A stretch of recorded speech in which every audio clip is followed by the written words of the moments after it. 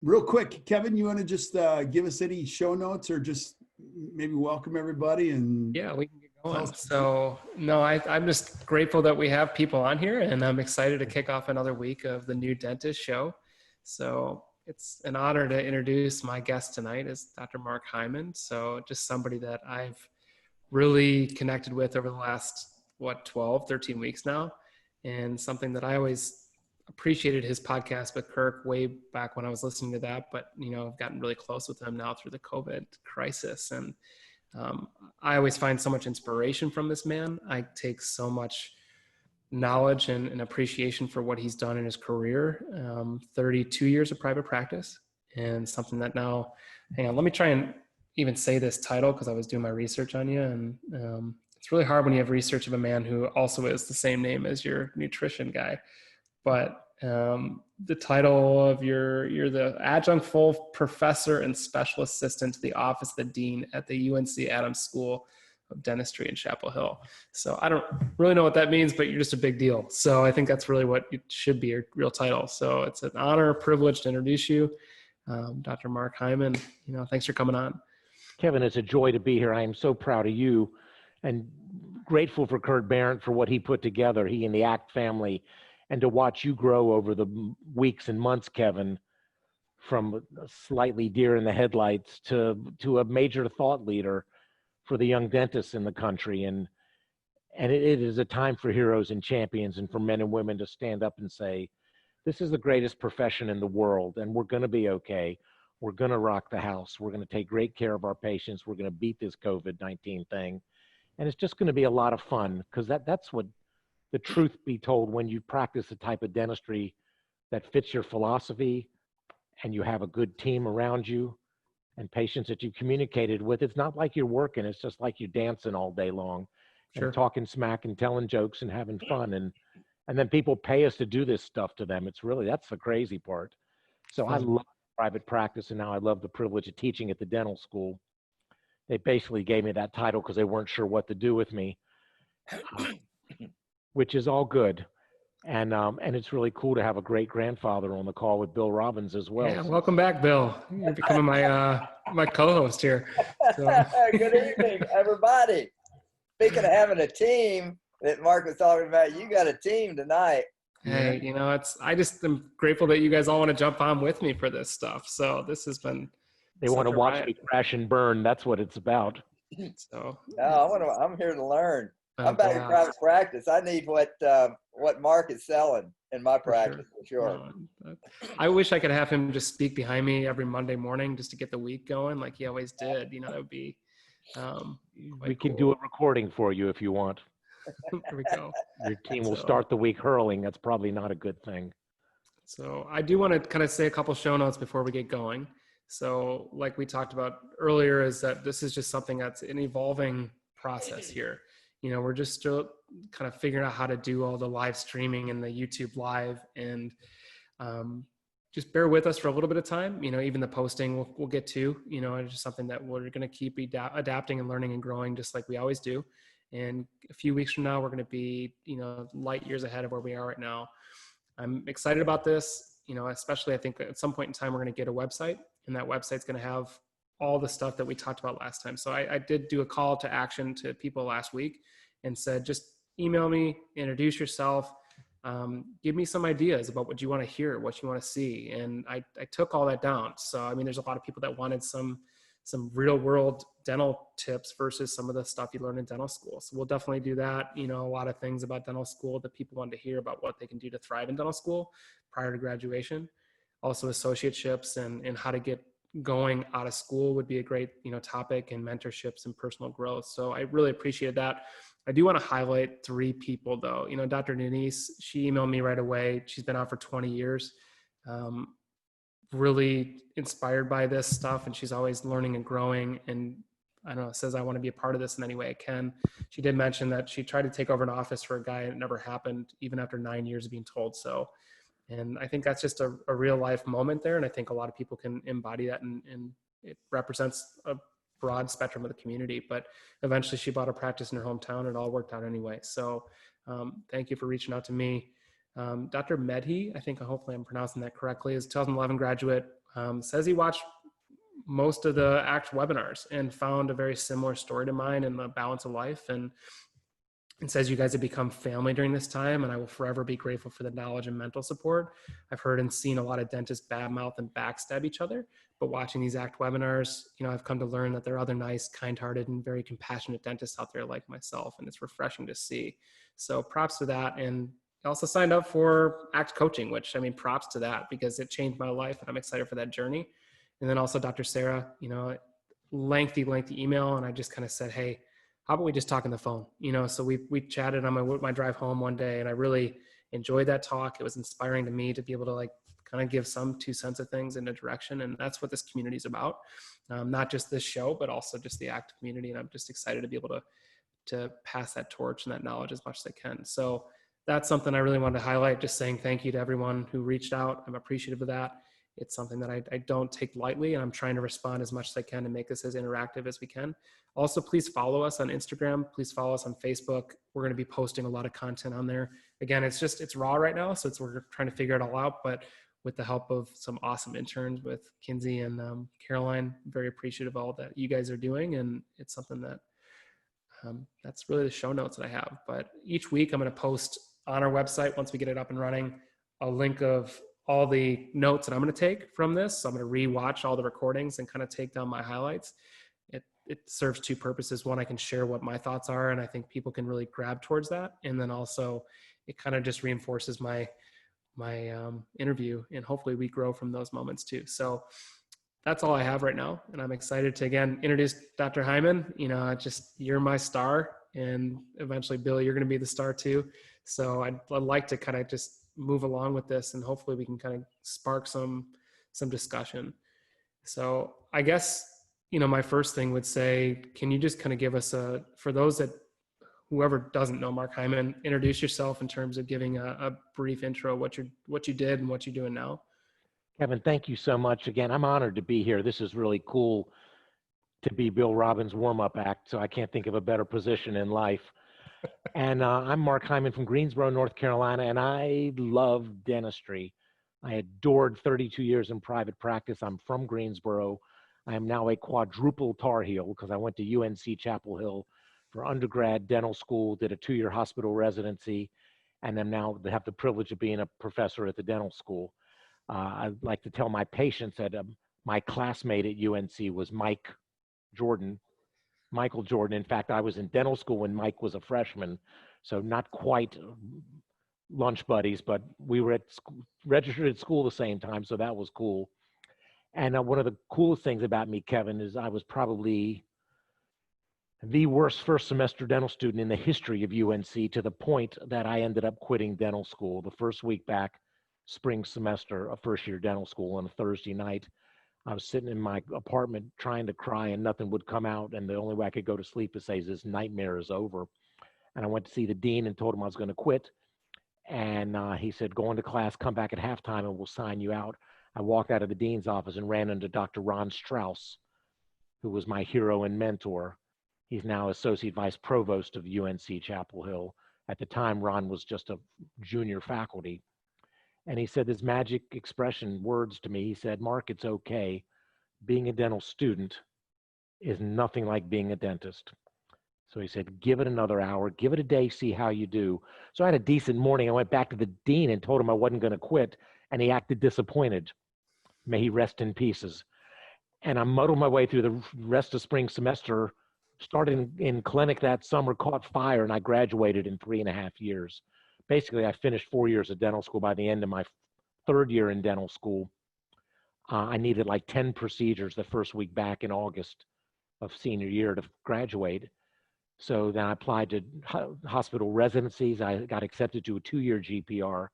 And then I went over to Israel, went to the Holy Land, and worked as a volunteer dentist January to April while my classmates were going to graduate that spring. And I grew a beard and grew my hair long and played basketball with the soldiers every afternoon. It was awesome. And the last week there, I met my wife. So it was a very expensive but well worth it trip. Came back to Chapel Hill, graduated with my class, did the 2-year residency, and I moved to Greensboro and basically bought a 10-year-old bankrupt practice, July 1st, 1986. And because I hadn't heard of Kurt Barrett yet, dental. I made every mistake in the book and took basically a bankrupt practice and made it worse, and I got mad. And then the good Lord smiled upon me. My 3rd month in private practice, I went and heard Miss Linda Miles from Virginia Beach, Virginia speak. And Linda looked at me like some pathetic character from some Oliver Twist novel. Please, sir, may I have some more? I said, Linda, I bought this practice. I don't know what I'm doing. She said, poor child, let's have lunch. And I sat with her at lunch, and she listened to me whine and moan and complain. And she said, why don't you try this, that, this, that? Gave me 5 little ideas. The next month, the practice doubled and then doubled and then doubled and doubled. So God bless Linda Miles, Dr. Kathy Jameson, Miss Naomi Rohde, Gordon Christensen, Erwin Becker from Pankey. I had these tremendous thought leaders that put a ton into me, Kevin. So, you know, I didn't reinvent anything. I stole from the smartest people I could meet. I got mad because I bought this practice and I didn't know what I was doing. So that's my hope and prayer for the young docs on the call tonight. Is just because you don't know how to run a business, you can figure it out. You can pay for coaching, you can pay for expertise, or you can have the audacity to ask, like I did my first year in private practice. I just invited myself to lunch with every general dentist in Greensboro. The benefit of that is you don't pay for lunch because they feel sorry for you because you're 27 years old and you look pathetic and have no money. So they pay for your lunch, and then you ask them all the same questions. How do you hire? How do you fire? How do you tell a patient they need a crown? What do you charge for this? And it was wonderful. I got involved in our dental society. And by my 5th year, I was Guilford County Dental Society president. So I advise that for young dentists is just to throw yourself in there and get involved and meet everybody and become part of the family. And I probably had a higher level of case acceptance for single tooth dentistry than anyone in the state of North Carolina. I was running from room to room like a madman, burning out, just doing gobs and gobs of single teeth. No treatment plans, no sitting down and just asking the patient, what's important to you? What are your goals for your health and teeth and smile? And then another mentor of mine, Dr. Reed Clark, who passed away a year ago yesterday, Reed invited me to go to the Pankey Institute in Key Biscayne, Florida. And I went January 1990 and met Dr. Erwin Becker, and my world changed. And that's where Dr. Becker got in my face and challenged me and asked me to really define, who do I want to be, what for, who do you want to serve, what type of dentistry do you want to do? And I came back to my practice with my hair on fire. So I went to Pankey every January for 6 years running. And then I had the privilege of teaching there as well. And just met some unbelievable men and women. And as much as I hated dental school, Kevin, I loved going to Pankey. I loved learning. And I got very fortunate because I was truly nothing special in school and started in practice with no clue. And I could have said, I'm a victim. This is my lot in life and it's all over. Or you can say, I'm willing to pay the price to learn and stretch and grow. After a couple years, so in 1989, Dr. Ron Strauss, who had saved my life, asked me to come back and tell my story, come back and speak at the dental school. Now, Kevin, I know you're teaching at Michigan, and Bill taught at San Antonio, Bill Robbins did, and Kurt Barrett has probably spoken at every dental school. Christy Minaj-Burney, who's part of our family here, hygiene superstar. She teaches at San Francisco's dental school. So, but first time I was going to go back and teach, I had diarrhea. I was nauseated. For those of you who are having dinner, I'm sorry. And I saw patients in the morning. I'm going to speak at the dental school at 2 o'clock. I finish at 1 o'clock. It's an hour drive to Chapel Hill. I'm already late. I jump in my car. I'm out of gas. I'm like, ran to the gas station, filled up, jumped back in my car, and I heard a rip. And I had ripped my pants from my belly button to my tush. And I'm like, oh my God, I felt like John Belushi in Animal House. I'm going back and forth and back and forth. Like, what do I do? Well, I'll be on a stage with a big podium. I can hide. They won't see my pants are ripped. And I thought, what a total dork. I ran home, grabbed a pair of pants. I drove to Chapel Hill 110 miles an hour, didn't get pulled, ran into the dental school, changed pants, ran into the room. The students are waiting for me. I'm pouring sweat, nauseated. And there's a stage up front with a metal folding chair and nothing else. I'd have been mooning Miami if I didn't change pants. And I ran to the front of the room and I said something, and a couple of the students laughed, and I said something else, and half the class laughed, and I said a third thing, and they all started clapping and woofing and hollering. And I finished an hour later, and my head is spinning. And Dr. Strauss came up to me and said, "You just had a magic moment there. You don't get many of those." And I was like, ah, dee, ba, da, ba, da. I don't know what that was, but that was kind of cool. I want to be a speaker. And so the first several times I spoke, I think Kirk and Christy and Bill Robbins can all tell you, maybe you as well, Kevin, I stunk. I'd stand behind the podium holding on for dear life, reading my PowerPoints word for word. And I had a calling to spread the word for our type of dentistry, but I wasn't any good. And then again, the Lord smiled upon me again because I got involved with the Dale Carnegie organization. I got to meet Nito Quabain, who's president of High Point University, for a 2-day speaking course that he did complimentary. And then I studied with Dale Carnegie organization, studying the material, how to win friends and influence people, as well as a 2-day HIP, high impact presentation class, which I think everybody should take. I think every speaker should take it, everyone that wants to be an impactful communicator. So my reviews went from he seemed like a nice guy to, oh my God. You know, and I thought I was moving audiences, and I had some really impactful moments in front of audiences. And then I heard Kirk Barrett speak, and I thought, I got to raise my game again because he is cleaning my clock. And it's been a joy. So part of the untold piece of this whole dental world is I got to reconnect with a lot of friends. I've got to meet a lot of new friends. And you realize the dental world is small, and there's enough work for everybody. Anybody thinks we're competing against our fellow dentists, you're on drugs. There is so much work to be done if you completely diagnose and listen to your patients and offer them optimal care with no fear of failure. You will be so busy you can't see straight. So for our young doctors, there's a temptation if you hear a Bill Robbins or a Kurt Barrett or a Kevin Groth speak, that you say, okay, I got a list of 25 things I'm going to change tomorrow. No, you're not. You'll die. Pick one.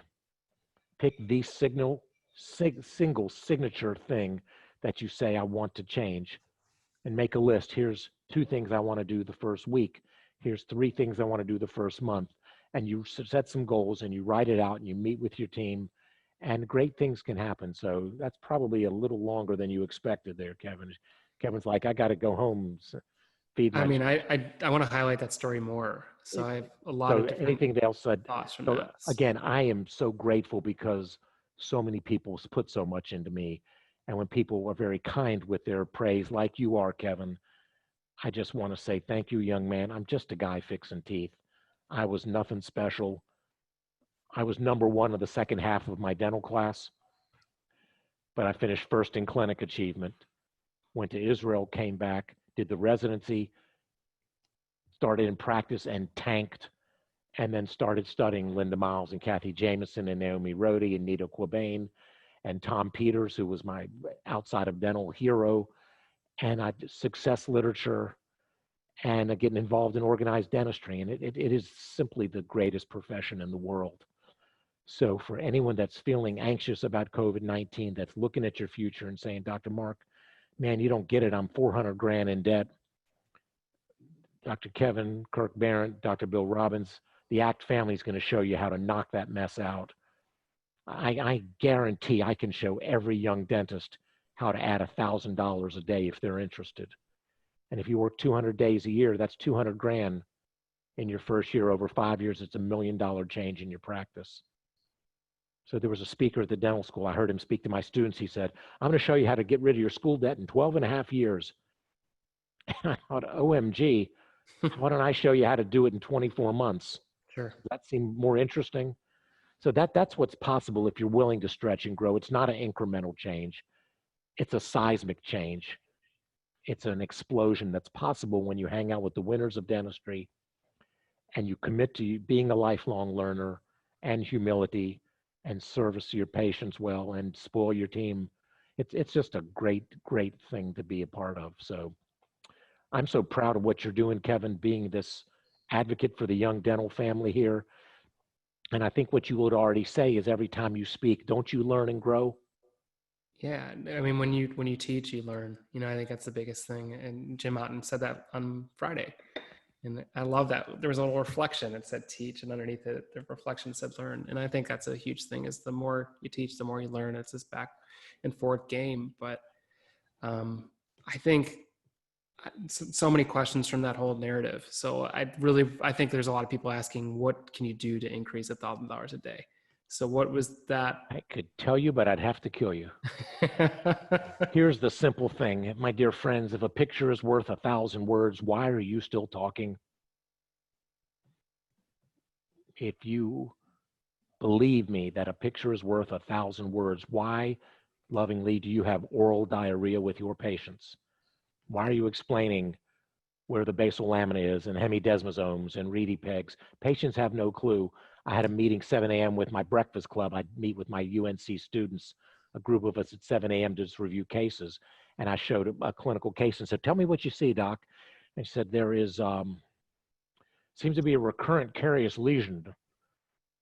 And I said, do you say that to a patient? They're going to say, thank God I don't have a cavity. I'm out of here. So I am not here hawking product. Anything that I talk about, I bought myself. But the number one single signature thing I can share with the audience is a commitment to photography.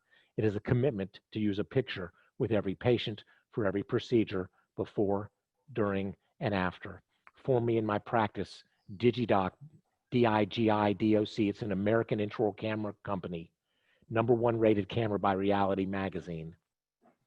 That is the ticket. I started working with them 20 years ago. I bought 4 different versions of their cameras over the next 17 years, because as they upgraded, I upgraded.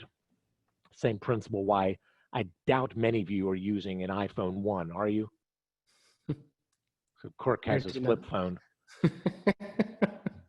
So the commitment to me, to photography, and to listen, to outlisten the competition.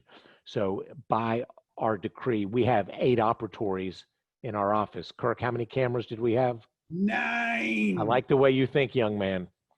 So it's a picture on every patient, every procedure, before, during, and after. The during photo is what you're going to send to the insurance company. You send a 2-dimensional black and white x-ray, and then our friends at Aetna are going to say, I don't see the decay on the bite wing. Well, I'm going to paraphrase because there's children present. No kidding, Sherlock. You think? Because you don't see decay necessarily, right? On a bite wing, 2-dimensional black and white radiograph. But on a 3D color photo, you certainly do. So you get the before, you get the during to confirm you made the right diagnosis. Then the after, you print that out. That becomes your business card. The patient takes it back to work, and your practice will explode. I think it is a scientific impossibility to not take a picture on every one of your hygiene patients. You take one picture of a healthy tooth, one picture, one of those big MODFL, TWA, KLMs. You know what I'm talking about? Little bit of enamel sticking out going, yoo-hoo. You do that on 7, 8 patients, someone's going to say yes to something. Someone's going to say yes. But isn't an intraoral camera expensive, Mark? Kevin, that's a good question. And my answer to that is, compared to what?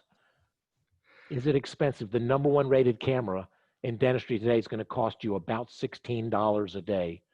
The version that's a year old, which I worked with, which is phenomenal, it's the DigiDoc Iris 2.0. It's going to cost you $10 a day.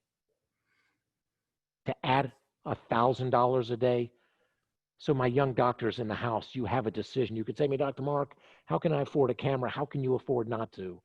Right. There are very few of you that are as young and handsome as Dr. Kevin. I hate him. Working with McDreamy all day long, your team must hate you, Kevin. But the idea, everybody doesn't have that gift of gab yet, but you will. You'll develop it as you stretch and grow and learn. But the power of the picture, to put in front of your patient and just sit back and go, wow, and let the patient say to you, my tooth's cracked, you need to fix it. So I got my first got intraoral cameras in 1991. Most of you weren't even born then. Of course, Bill Robbins was 60 then. But 1991, I got an AccuCam. It was on a cart that you dragged around from room to room. It was $17,900 for one camera. Was that expensive, Kevin? Compared to what? Compared to what? The first morning, I'm taking pictures of their nose and their chin and their ear. Finally, I put it between the lips. I saw 4 hygiene patients that afternoon. I booked 8 crowns. Kevin, what did I do the next day? Got another one. I bought more cameras. Mhm. So 8 ops, 8 cameras. There was a question, I believe, of somebody saying $10 a day for what? Most docs are going to work 200 days a year. So it's basically $10 a day every day that you work for a year will be the multiplier that you'll end up with an extra $1 million in the next 5 years, if you trust me. Right. There's That so old much to be said about hygienist, that. the picture, I love our hygienists. My hygienists were so smart and so talented, but our loving philosophy in our practice, unless you take one before picture of one of those big MODFLs, I'm not going to check you. That's our agreement. And for me, I think it's immoral for our hygienists to scale a big hunk of tartar on the lower anterior and not have a before and after, because then there's no ownership. Well, Dr. Kevin, why do you want me to come back in 3 months? Does the insurance pay for that? As opposed to, here's what your mouth looks like. Oh my God. And then you cavabomb them when we can do that again post COVID-19. Then take the after shot and they see their teeth are clean. And you look at the patient and say, how would you like to never look like that again? What do I need to do? I'm going to see you in 90 days. Will the insurance pay for that? Well, that's a good question. What are you going to do if they don't pay for it? You said you don't want to look schmutzy again. Kevin, do you know schmutz? I don't see a whole lot of Schmutz? Hebrews on the call tonight. No, There's a couple I of grew up with a brothers. lot of Jewish people, so yeah. Okay, so Schmutz, you, oh, you yeah. got to know schmutz. Bill Robbins yeah. knows schmutz. So that's the ticket. That's the joy of our type of dentistry, gang, is why waste your time arguing with patients? Life's too short. Life is absolutely too short. And I just think it's a whole lot of fun to put a picture up there and just look at the patient. And Kevin, you know, in a business negotiation, the first one to speak loses. It's okay to look the patient in the eye, show them one of those big MODFLs and just go, wow. It's great. I mean, we just renovated our office, so I have nicer TVs that just sync right up there and mirror it, and I just have my assistants and hygienists How just many take photos operatories? all. We have seven How many operatories. cameras do you have? We have 7, which should I probably get an 8th, right? But it's something that I think it's There's definitely three magic words for the young doctors and teammates in the house tonight. Success leaves clues. If you look at the highly successful men and women in dentistry, I promise you, they do not solely rely on their verbal skills. They rely on the fact that we are a visual society. That's how people learn. That's how they make a buying decision. You need a crown because I said so. That doesn't fly in 2020. So my dear coach, friend, and mentor, Dr. Kathy Jamison, said 8 words to me 20 years ago that changed my life. She asked me, Mark, how do you create the sense of urgency? If that speaks to you, friends, I'd love for you to write that down. For the young docs on the call tonight, I'd love for you to challenge your team starting tomorrow morning and every day the rest of your dental days till they bury you. Ask your team every single morning, today, how will we create the sense of urgency? And you're not going to win everybody. But if you say to me, Dr. Mark, you promised me $1 million in 5 years, then you got to ask. You got to get out there on the edge a little bit. You got to give permission for the patient to have some time to think and decide what is appropriate for themselves at this time in their life. no doubt. So that's another word I'd love to I would even speak. say, if you're an associate, and I would buy yourself an intro camera just to have, and just to do it. And I don't know if it's possible at these offices, or convince the owner who's not doing it, to put it up there, because there's something said just to, I walk into these operatories and it's already up there and I don't even have to say a thing, and just say, what do you think of this? And let them talk. And then they just say, I hate that look of this. This is what it is. Well, yeah, it needs a crown, case How sold. soon would you like it to look pretty? Yeah. I mean, I can do it in How would white. you like I to can get do this it in done? Carolina blue, whatever you want. right. So, I mean, those are profound words. I think that says so much about that. And I didn't think you'd come up with a reasonable solution to get this out there for that number perspective, but you definitely did. So bravo from that. The fact is, the high probability, gang, in 5 years, you won't make $1 million. It'll probably be closer to 2. No doubt. Those are So- Kirk Barrett numbers. That is what is possible if you trust the process, if you trust the system. I've had 3 private consulting clients. It's kind of not what I really do. But I had a colleague in Greensboro who was near bankruptcy. This was years ago. He was grossing $20,000 a month. I made him do one thing. He went to $60,000 a month in 1 year. He went up over $500,000 in 12 months. And he bought me a turkey sandwich every month for lunch while I met and talked and coached him. There was a dentist in Chapel Hill, North Carolina, struggling mightily.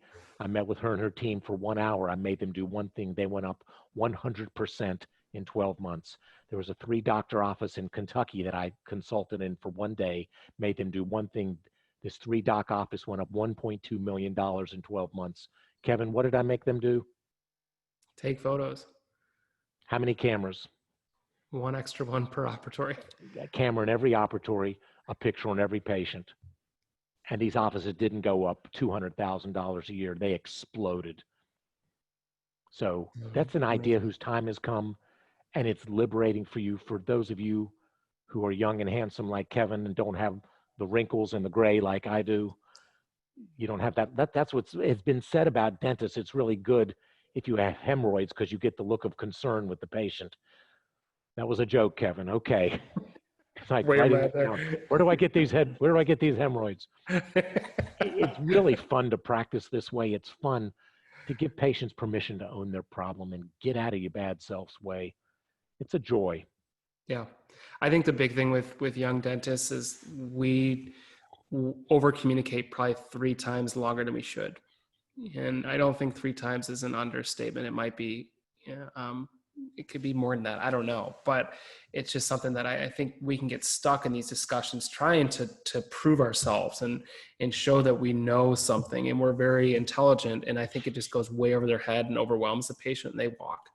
And it almost shows a lack of confidence when you do speak too much.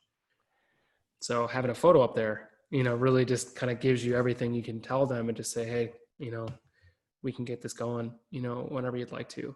And it's a fun way to work. Brother Bill Robbins talks about personality styles, the DISC profile. When you become a student of that, it makes it even easier because you recognize what's the appropriate way to suggest treatment with different personality styles.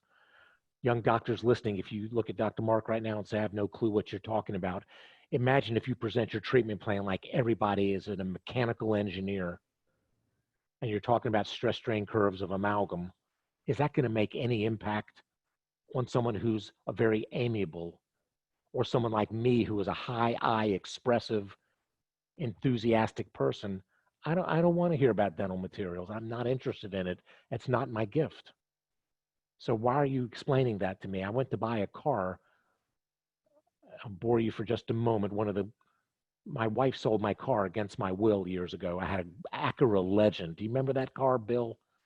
In the early 90s, it was a bad mobile. It was my first adult car.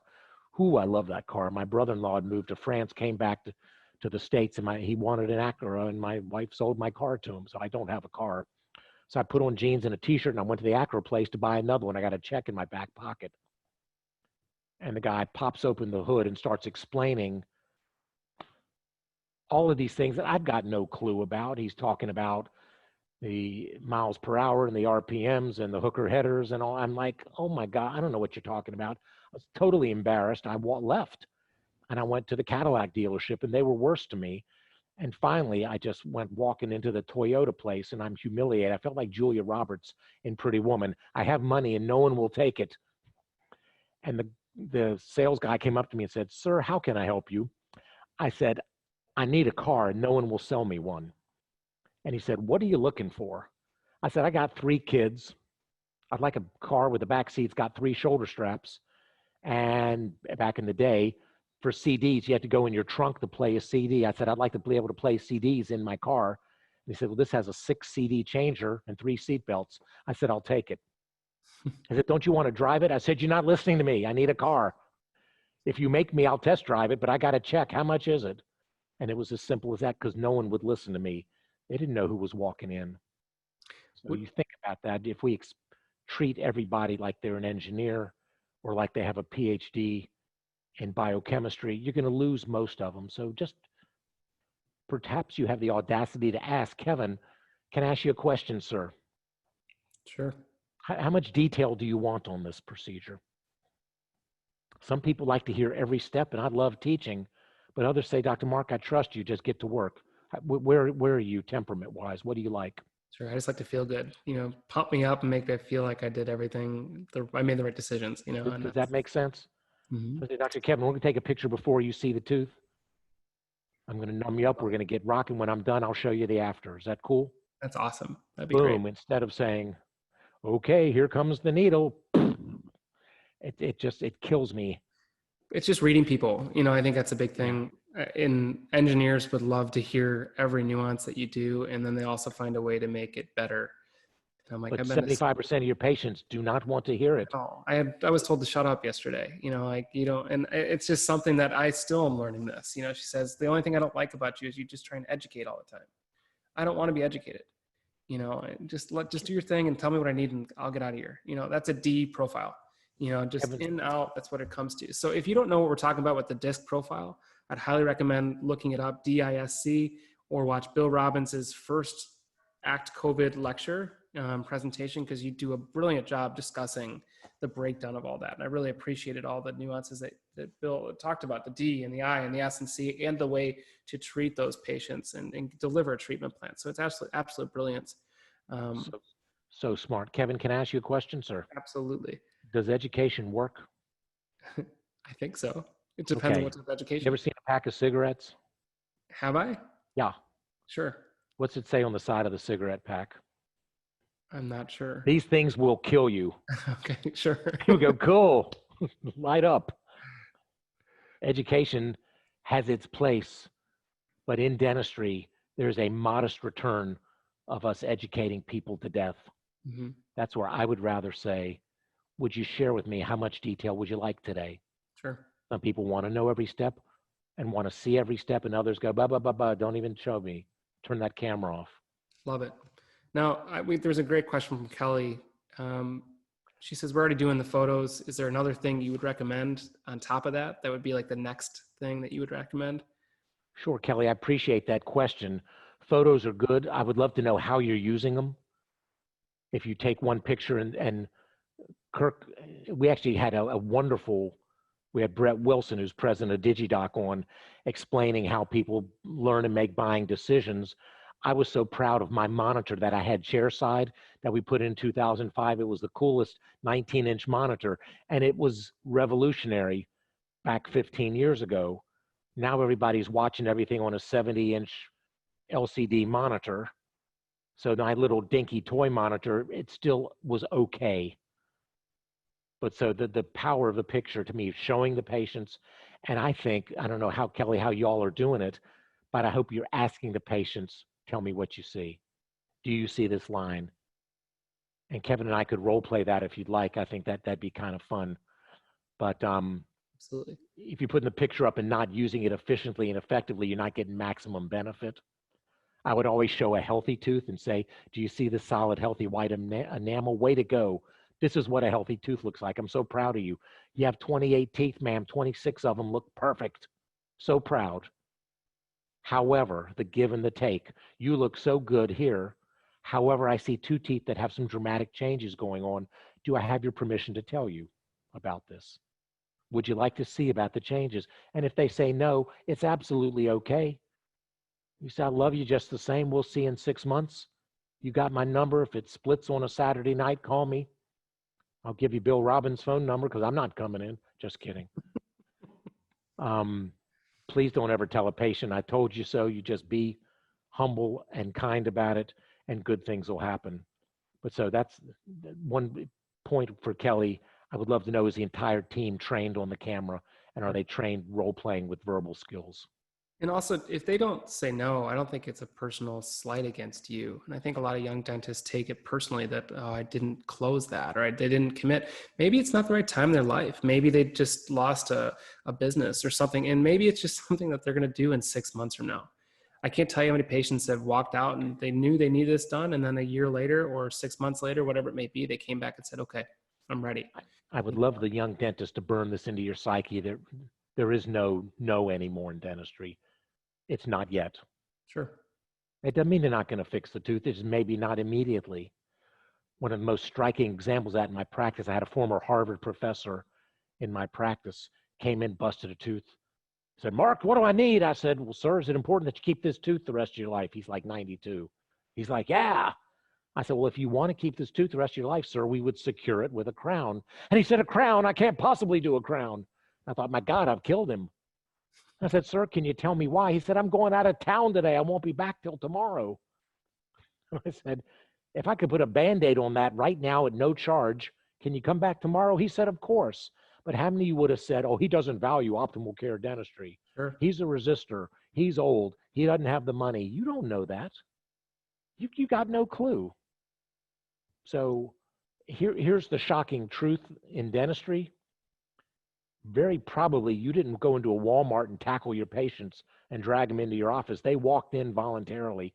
Aren't they showing some buying interest in some level of care? Sure. So shouldn't you give them the privilege of your finest dentistry, of offering it with no fear of failure? That's my hope for everybody. It's a really fun way to practice. How about urgency? You mentioned urgency. I think someone just commented, the problem is my boss thinks I didn't do an adequate job creating a sense of urgency. Appreciate that. I hope they're using a camera, and I hope you would ask the patient, how would you feel if? Sure. You got 28 teeth, ma'am. 26 of them look fantastic. However, I see some dramatic changes happening on these 2 teeth. Would you mind looking with me? Here's what a healthy tooth looks like. Tell me what you see here. My tooth is cracked. Yes, ma'am. It's How such can a I help simple you? concept. You know, Can we watch it? Ma'am, it's your body, it's your health. You can do anything you want. May I ask you a question? How would you feel if by watching it, the tooth splits the rest of the way down the root, and now instead of a crown, it's an surgical extraction, bone graft, implant, custom abutment? Your $1,500 investment in a build-up and crown just became $6,000. Ma'am, how would that make you feel? sure. I think one observation I've made from you over the course of these 13 weeks is you have an impressive way of relating to people and forming a relationship with them. Every case you always discuss is not here's a picture before, here's a picture of after. It's a picture of their life. They came in as a flight attendant, or their daughter's getting married next week, and we did all this, and there's a backstory there. And I don't know if you could shed some light on any tips or something that you can really grab people and cultivate that relationship from the get-go, or is that something that you think is just more of a natural thing that you have? You know, I think, and thank you for those kind words, Kevin, I think everybody can improve, starting with me. If you heard me back in 1986, you would say the fact that you and your wife didn't starve to death is a miracle, because I wasn't any good at this. I did what everybody said. I'd walk from room to room saying, you need a crown, you need a partial, you need a filling, till I finally figured out nobody needs anything.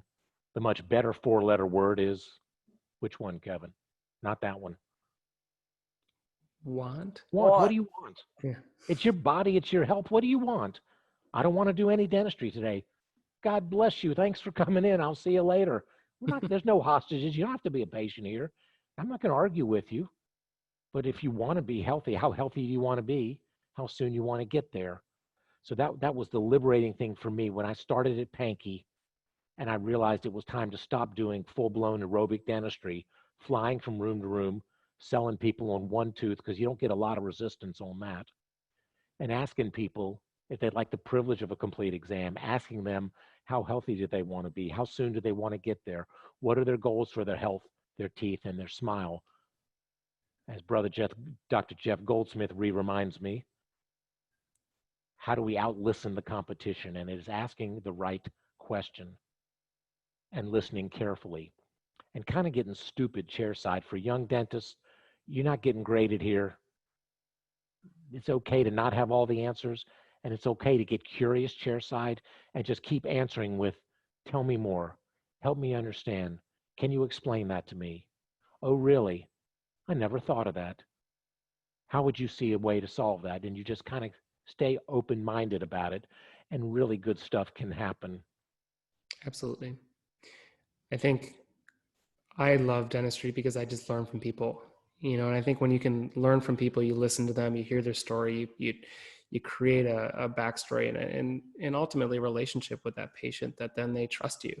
And once you get that trust, you don't have to talk forever about something and prove to them that this is what they need, because I don't know. That's my modality, is I'm just a good guy. and I'm going to treat you like I treat everybody else, and that's really what has got me further along, is that I just feel like I would do the same thing on my wife that I would do to I mean, it doesn't change, and that's how you present it. And I think that really shows. So Thanks, Bud. I appreciate you. It's a fun way to practice. It kind of becomes like you're a detective trying to solve a mystery. mhm, The high probability, if somebody just came to you as a new patient, is they just fired somebody else, unless it's been a while since they've been in, or right. they just moved, or their dentist retired or died, or something happened. So that to me just kind of becomes it was the kind of the hunt to say, there's got to be an answer here. You just may not like what it takes to get there, but you can usually figure it out if you just keep asking questions and listen and just saying, tell me more. Absolutely. How So cool is that? were And there it just, any, sorry, it just became fun that way. sure. There does hit a point in your career where things all of a sudden become less about the dentistry and more just like the the fun reality of relating to people. And I think that happens around, it happened for me about year 4. But the question I was going to ask was, when looking back in your career, were there any pivotal points that things happen and you just like, I learned so much from this moment? Oh boy. I think I've spoken to several of my pivotal points.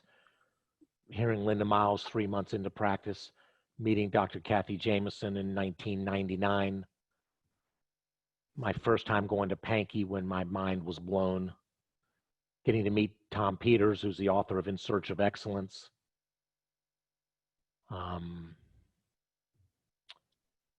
What did they teach you? I mean, what were those things that you were doing not incorrect? Because obviously you learn from those moments, but The big message for me, when I heard Tom Peters for the first time, I was a resident and really struggling to figure out, was I even in the right profession?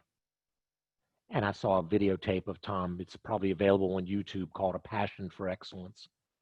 And it was one of those moments, Kevin, it was as if he was just making eye lock with me, speaking directly to me, thundering away about customer service and attention to detail and knocking your patient clients' socks off. And it was like, whoa, that's what I want to do. How do you do that? sure. And it was mesmerizing. And I started reading everything I could by Tom Peters and watching all of his videos. Then I actually got to meet him twice. I actually got to have lunch with him once, which was even more unbelievable. And I think some of the greatest lessons, frankly, as well as when I got fired, when I made mistakes, when bad things happened, those are the tough lessons. I remember a patient in the office that owed us money from my former doctor. She didn't pay him. She came in to get some treatment. She hadn't paid me. She's in for more treatment. And I looked at her feet and she had brand new pair of Reebok tennis shoes on, which back in the day, that was hot stuff. And she said, I'm ready to get some more work done. And I looked at her shoes and I said, you know what? As soon as you pay your bill, I'll do some more work on you. And she started weeping and crying. And I thought, oh my God, I'm such a tailbone. I am so sorry. I'm so sorry I made you cry. I went ahead and did the work and she never paid. So I was like, well, that was fun. That was a good lesson.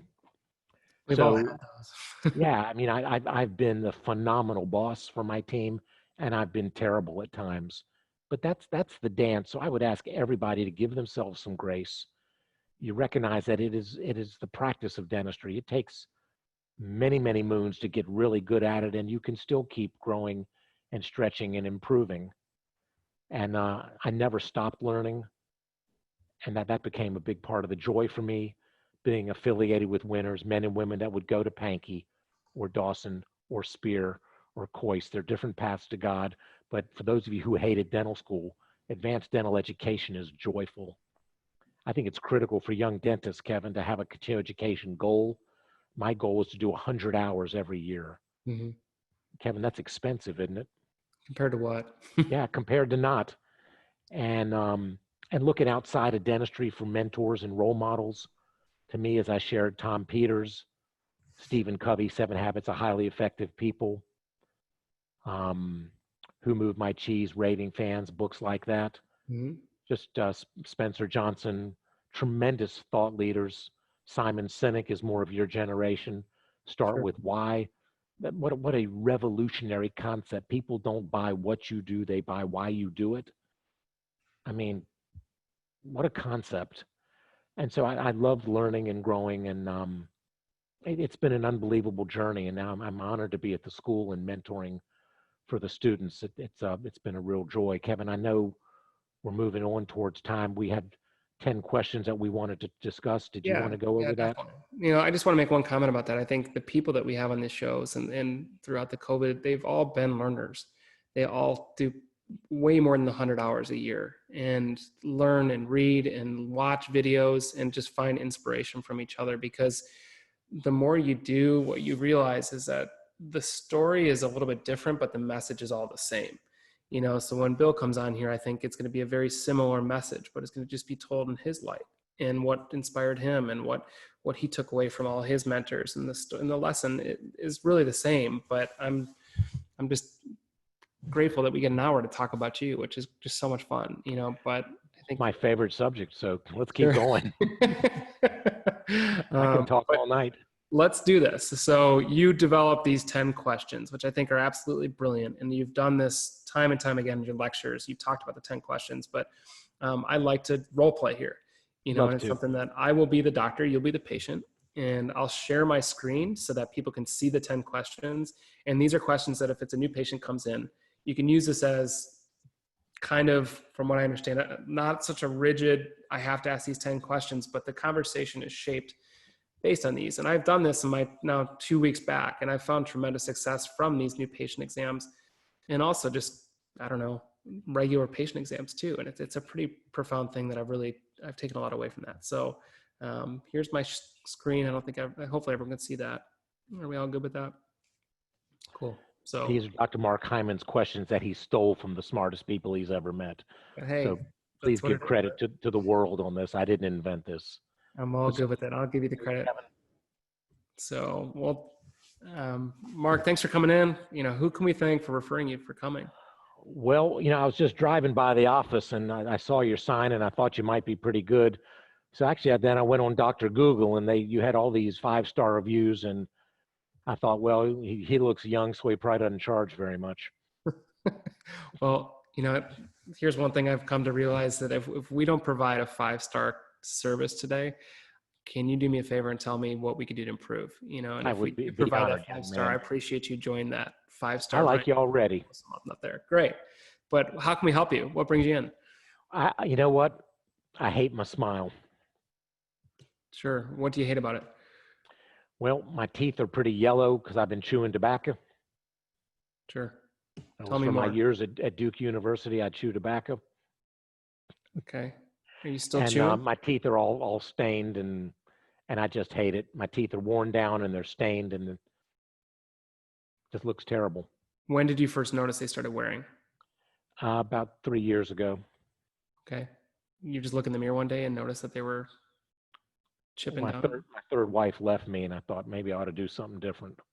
Sure. Is there anything else that you don't like about your teeth? That they're really sensitive to hot and cold. Okay. Tell me more about that. Well, when I'm drinking my moonshine, they're just real sensitive. And so I figure after 3 years of pain, it's about time to do something. Sure. And how does your smile make you feel? I'm pretty much don't smile for pictures. I'm sorry to hear that. What did your last dentist tell you about that? I really hadn't been in so long. I don't even remember. He's probably dead. Okay. Then why now? You were just driving by and noticed it? I mean, is there something that really inspired you to come in? Yeah, I figure it's time to get another wife. So want to give me some teeth. Sure. And do you have any goals for your long-term health and your teeth, your smile?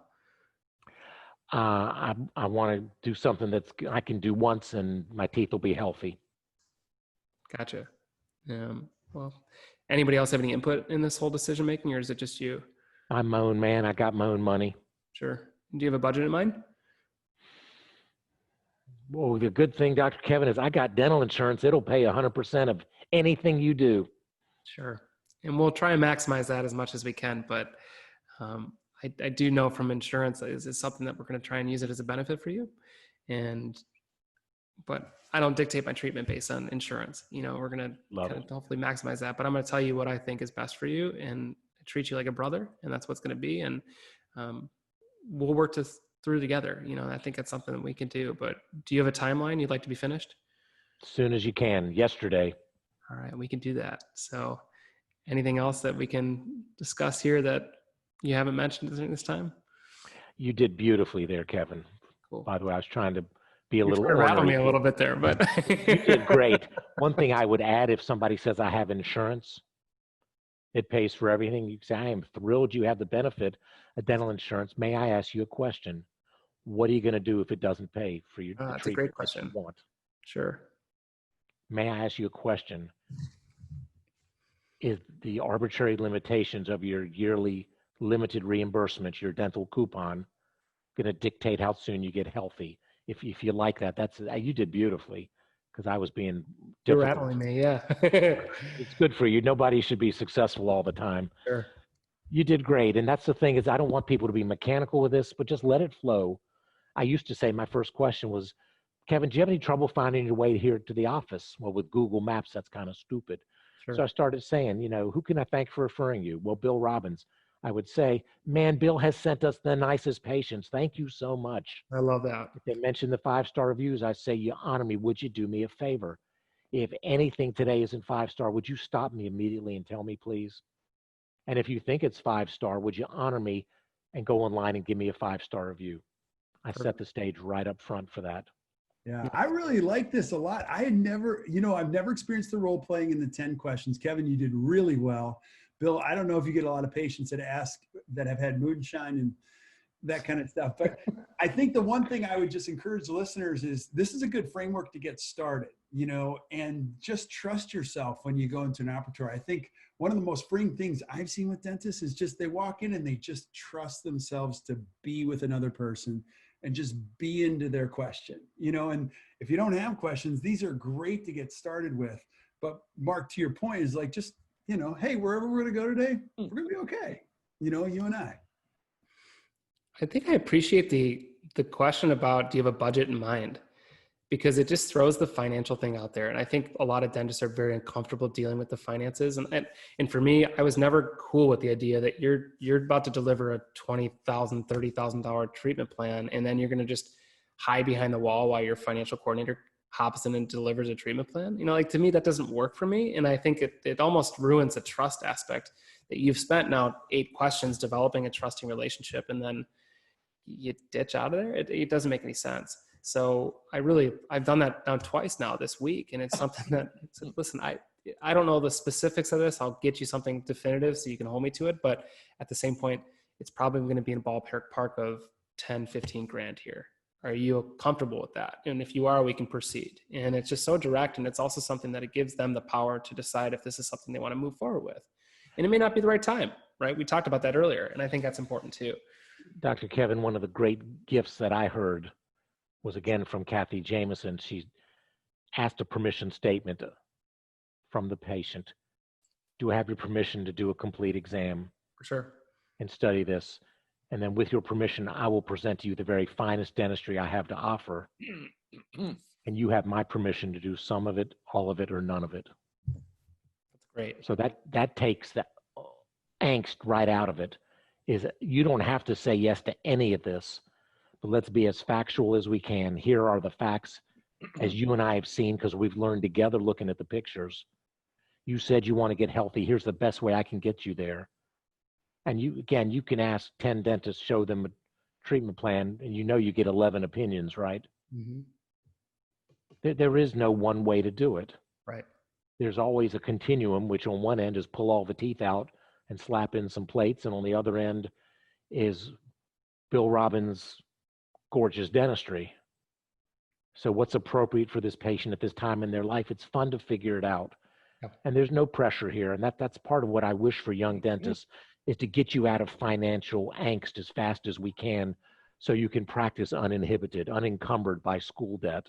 When you owe $200,000, $300,000, $400,000, $500,000, man, is that hard to treatment plan if you're thinking, I got to make my payments. Right. So I want people to let go of that and recognize, if you just trust the process, trust the system, train yourself, you're going to crush that school debt faster than you can imagine. I would hope every young dentist would read Millionaire Next Door. It's a great It's a book. wonderful book about living within your means. Mhm. That's a You great know, book. I buy pre-owned cars. I could buy anything I want.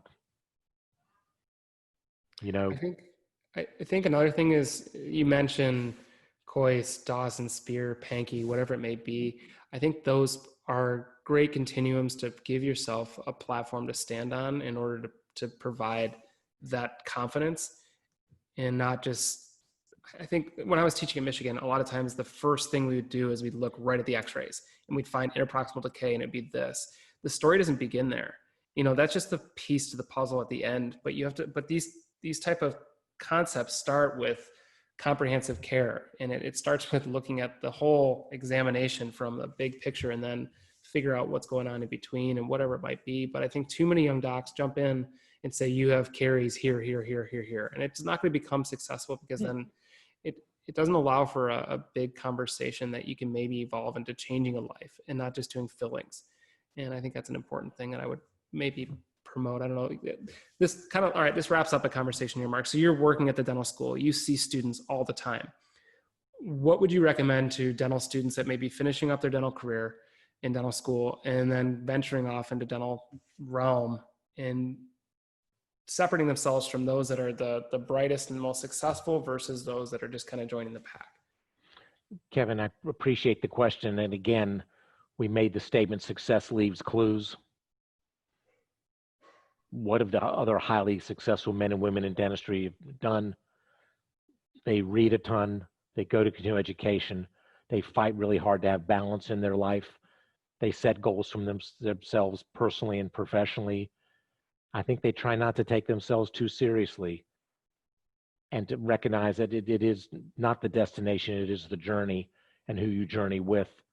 You know, I want people to stay healthy. I want them to have a life partner that gives them pleasure. I want them to have health. I want them to be curious. I want them to give back to their community. It's not all about making the money. You have to make money or you're bankrupt and you don't have a business. I get that. But this ride can be glorious and a whole lot of fun.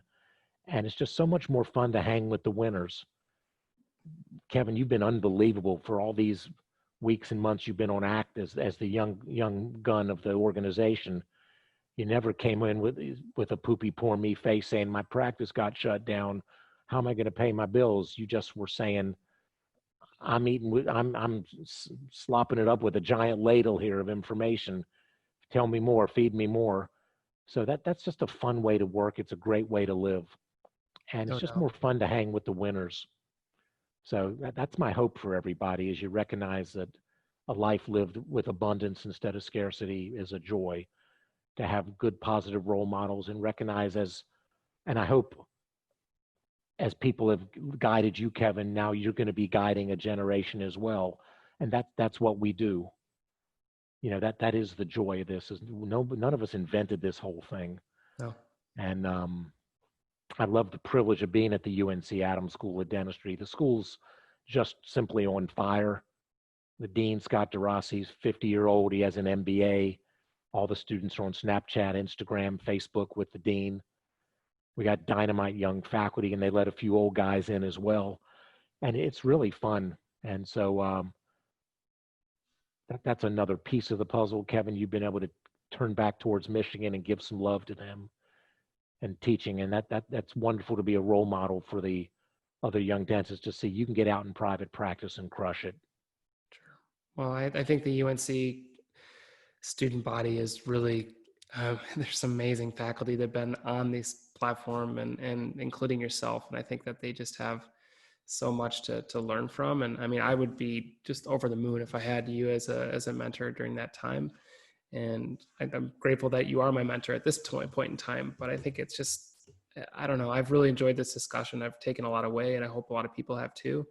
Bill, I don't know if you have anything, or Kirk, if you guys have anything to wrap up here, but I love this discussion. We can go on for 4 hours here, Mark. We really could. So Kevin, what you're saying is now you're going to put on the good speakers. Thanks a lot. Bill, you go first. Well, You know, I'm a pretty simple thinker, and my list is only two. There's people in the world that give, and there's people that take. And clearly, there's a bunch of pictures up there that are givers. Kirk started this whole thing with the COVID conference, and nobody has given more over the last 3 months to dentistry than Mark Hyman. Nobody. You must have given away, I mean, literally hundreds of thousands of dollars of your speaking fees have gone for free over this platform that Kirk's created. So my hat is off to you. You are like at the top of the heap when it comes to being the giver. You have given an incredible amount in 2020 to dentistry, and I've really enjoyed it. We've been friends, but I've never had an opportunity to hear as much as I have in the last 3 months. And seriously, what I'm saying is I incorporate what you're teaching me into my practice today.